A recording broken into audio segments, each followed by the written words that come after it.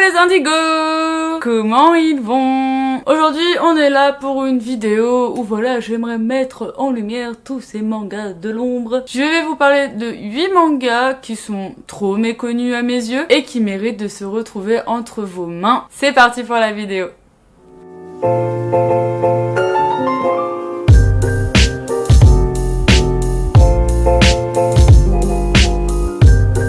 Les mangas de l'ombre.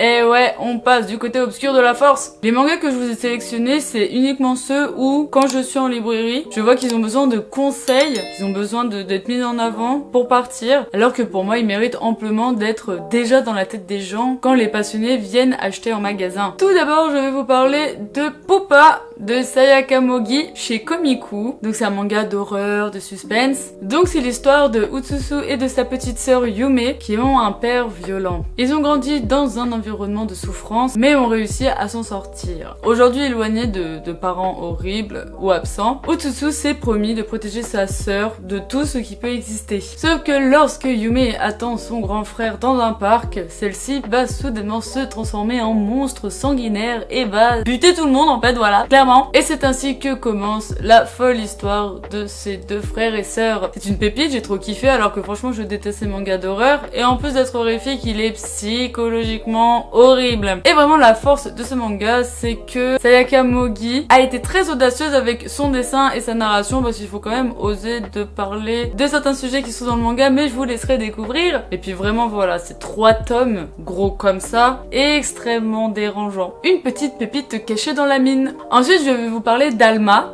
par Shinji Mito chez Panini. C'est un manga science-fiction, dystopique, apocalyptique, même post-apocalyptique, hein, on peut se le dire. Nous sommes dans un monde qui a été complètement éradiqué et nous accompagnons Rei en quête de survivants, accompagnée de sa meilleure amie Trice. Mais lors d'une journée de recherche lambda, ces deux-là vont être attaqués par un autre droïde qui tombe du ciel. Et Trice va s'interposer pour protéger Rei et va révéler un secret qu'elle cache depuis toujours. Et ça va être le début de la grande aventure de Rei. J'ai trouvé ça époustouflant, c'est en seulement 4 tomes. 4 tomes qui te régalent. Et puis les forces vraiment de ce manga, c'est déjà le dessin, mais il est époustouflant, il est sublimissime. Et puis c'est un manga qui traite parfaitement d'humanité, d'humanisme. À partir de quand nous sommes humains, nous ne le sommes plus. Et c'est une pépite atomique. Ensuite, pour la énième fois sur ma chaîne, je vais vous parler rapidement de The Witch and the Beast, qui a un taux de sous-cotance surdéveloppé par Sokusei Satake chez Pika. Donc là, nous sommes dans un monde très similaire au nôtre, très londonien, où il y a énormément d'événements surnaturels, et qui dit événements surnaturels dit possibilité de grands dangers. Nous suivons Azaf et Kido qui font partie de l'ordre de l'écho noir, une organisation qui consiste à justement calmer tout ça, car voilà, nous sommes vraiment dans un monde où existent vampires, loup-garou, mort-vivant, bref, plein de créatures fantastiques. Azaf qui est un magicien très pragmatique. Ido, elle, a l'air d'avoir un intérêt particulier pour une certaine autre créature magique. Et je peux vous dire que ça casse la baraque, car entre la vengeance et la justice, il y a vraiment des mesures à prendre. J'adore The Witch and the Beast parce que Azaf et Guido, qui sont vraiment les deux héros de cette série-là, sont extrêmement opposés, très complexes, mais du coup très complémentaires. Du coup, on a du mal à deviner ce qui peut se passer, ce qu'ils ont dans la tête. Clairement, nous sommes inconnus aux héros. Vraiment, les héros mettent une distance avec le lecteur. Et je trouve ça trop cool. Et ce qui est aussi le deuxième point fort de cette série, c'est l'ambiance. Voilà, cette ambiance très londonienne, fantastique, mais en même temps très réaliste, mine de rien. C'est une ambiance unique, j'ai trouvé ça hyper original. Et puis les scènes d'action et de combat, c'est une dinguerie. Car clairement, c'est une série fantastique d'art et action. Parce que ouais, je peux vous dire que l'action, ça pète dans The Witch and the Beast. Ça pète. Ensuite, je vais vous parler du manga Le Maître des Livres par Umiharu Shinohara chez Komiku. Komiku, une maison d'édition bien sous-cotée hein, quand même, hein, je trouve. Donc c'est un slice of life qui traite de l'amour du livre, mais aussi d'humanité, car vous allez comprendre à travers le résumé, l'humain est très présent dans ce manga. Donc c'est l'histoire de Miko Shiba, qui est bibliothécaire dans une bibliothèque. Il est réputé pour son fort caractère, mais également pour sa passion du livre, vraiment, il connaît tous les bouquins. Je pense que si je devais citer un personnage avec le plus de culture, ce serait clairement lui. Et en fait, il va rencontrer des parents, des enfants, et il va vraiment conseiller le bon livre. C'est-à-dire un truc tout bête, si l'enfant vit actuellement le divorce de ses parents, il va avoir le livre parfait pour que l'enfant se relève en fonction aussi de sa personnalité. Et le truc c'est que Mikoshiba est très seul et plus on va apprendre à le connaître, plus on va voir qu'il est charmant, gentil, à l'écoute et que lui aussi possède une vie mine de rien. C'est un manga vraiment qui a des très bons points forts. Déjà tout simplement pour les passionnés de livres vous pouvez y aller, mais ensuite pour les passionnés de slice of life et qui aiment un peu les héros, qui écoutent et qui résolvent les problèmes des autres, c'est parfait. Le dynamisme il est bon parce qu'on suit l'histoire d'un personnage, puis d'un autre, puis d'un autre, puis d'un autre, tout en même temps ayant des petites miettes de l'histoire personnelle de notre héros. Donc vraiment les points forts c'est voilà la passion du livre que lui il a. L'écriture de ce manga est sensible, donc très honnête, très belle. Puis enfin voilà, on s'attache à vraiment tous les persos. Donc là vraiment un bon slice of life qui nous permet de vivre à travers plein de gens. Il faut foncer avec le maître des livres clairement. Ensuite un manga qui a un animé, mais que les gens ne viennent pas le chercher en librairie. Alors franchement je le trouve incroyable. C'est The Unseen Magus Bride de Kore Yamazaki, encore une fois chez Komiku. C'est l'histoire de Shise qui a 15 ans, qui n'a pas de famille, pas d'amis, plus espoir en la vie, hein, clairement. Elle va être vendue à un grand sorcier, un non-humain, une créature qui remonte à la nuit des temps. Il va la prendre comme disciple et va également lui dire qu'à terme, elle deviendra son épouse. What the fuck? Donc au début tu dis what the fuck, ouais. Mais en fait plus l'histoire va avancer, plus on va se rendre compte que tous ces personnages ne sont pas n'importe qui. Donc en fait c'est un excellent manga parce que il y a un univers très riche, très complet, avec plein d'éléments que l'autrice va mettre en place pour vraiment concrétiser tout ça. On retrace également des mythes et légendes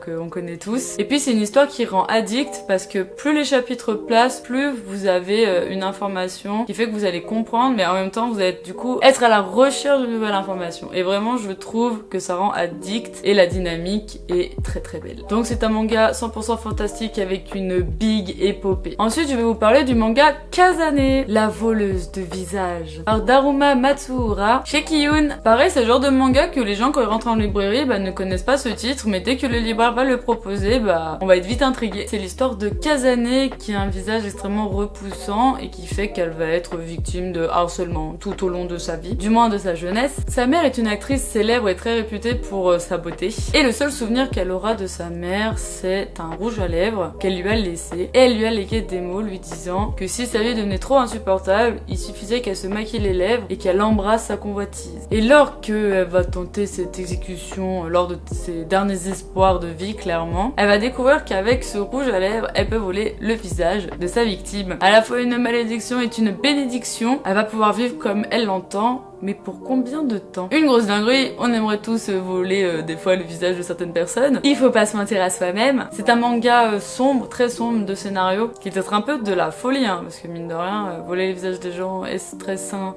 Non. Et voilà, tendance fantastique, même si on est dans le pur réalisme, hein, le seul fait fantastique c'est qu'elle peut voler des visages. C'est un manga qui a eu des prix et qui a été très très apprécié au Japon et qui mérite entière lecture. Ses points forts sont la démonstration de la cruauté humaine, la puissance scénaristique, genre vous en prenez plein la gueule clairement. Et pareil, on est addict parce qu'on a envie de savoir jusqu'à où Kazane va-t-elle aller. Une dinguerie. Ensuite, je vais vous parler du manga nommé Le Requiem du Roi des Roses. Alors c'est pareil, ce manga-là a un animé, mais je vois personne aller le chercher alors que vraiment c'est une dinguerie. Paraya Kano chez Kiyun. Donc c'est l'histoire de Richard qui est l'héritier de la famille York, mais il se considère comme un enfant maudit car il est né hermaphrodite. Sa mère le déteste, n'accepte absolument pas ça, et va lui donner aucun amour et au contraire aucune considération. La seule lueur d'espoir de Richard est son père qui l'aime d'un amour inconditionnel, sauf que tout va changer lorsque son père va rentrer en guerre avec la famille Lancaster pour valoir ses droits au trône, et de ce traumatisme va naître un monstre politique qui va vouloir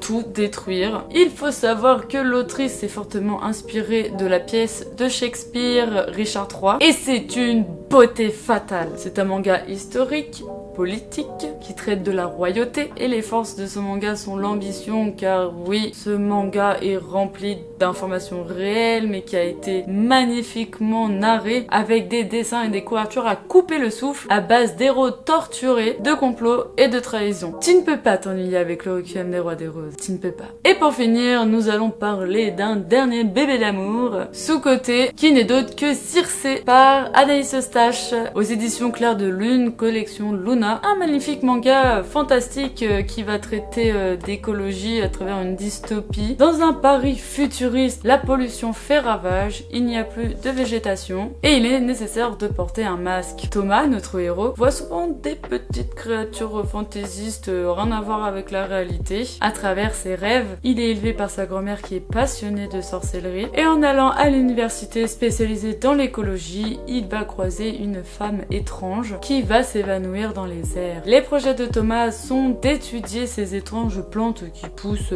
bizarrement dans la ville et il espère un avenir meilleur. Sauf que quand il va être fortement mêlé aux affaires secrètes de cette étude, il va découvrir des choses qui n'ont rien à voir avec la réalité et la violence étatique. Une big pépite d'une mangaka français qui n'est d'autre qu'Anaïs Eustache. En fait, j'aime beaucoup le côté écolo complètement déguisé parce que ce n'est pas criard pour une histoire où science et magie coopèrent. J'ai trouvé ça extrêmement original en fait. Je pense vraiment que le point fort de Circé c'est l'originalité. J'ai vraiment kiffé et la curiosité parce que bah là on veut savoir.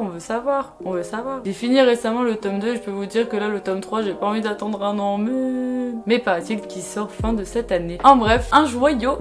Donc voilà, ce sera tout pour les mangas méconnus que je souhaiterais que les gens connaissent plus. C'était pas évident de faire cette vidéo parce qu'en fait, vous en rendez pas compte, mais il y en a énormément de mangas méconnus. Il y en a énormément. Et moi, j'ai vraiment sélectionné ceux de mon cœur. Et en gros, à travers cette vidéo, je voulais vous encourager à aller vraiment en librairie pour bah voilà, parler avec les libraires ou parler avec d'autres passionnés tout simplement. Pour partager encore plus. Parce que certes, il y a les tendances que tout le monde suit, que tout le monde kiffe. Mais il faut savoir que les mangas qu'on va le plus kiffer, c'est souvent ceux qu'on découvre soi-même parce qu'ils nous impactent beaucoup plus personnellement. Je veux une liste de tes mangas méconnus sous ma vidéo car effectivement bah, j'ai envie de partager avec vous. Pour Circé d'Anaïs Eustache, je vous laisse aller sur mon Instagram lapampage.indigo car j'ai eu la chance de l'interviewer. La vidéo se trouve donc dans mes publications Instagram. Je te laisse mettre un petit pouce sur cette vidéo, à t'abonner à ma chaîne YouTube La Page Indigo, à mon Instagram lapampage.indigo, à mon TikTok La Page Indigo et également à mon Twitch La Page Indigo-du